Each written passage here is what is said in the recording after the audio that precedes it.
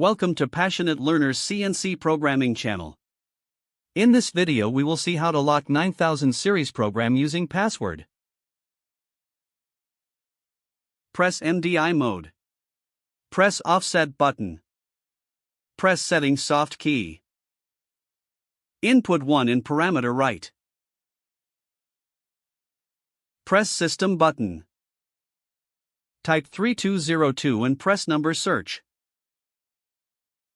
Here you can see we can edit any 9 parameter from 1 to 0 and 0 to 1.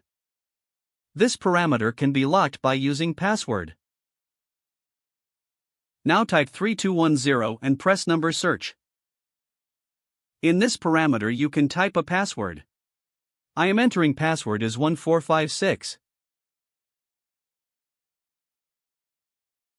Now go to parameter 3202 and try changing the parameter any 9. You can see it shows write protected. Now we will see how to unlock. Go to parameter 3211 and input the password here. Now it gets unlocked temporarily. Now go to parameter 3202 and try changing the parameter any 9. You can see that the parameter can be edited now. Now we will see how to remove the password permanently.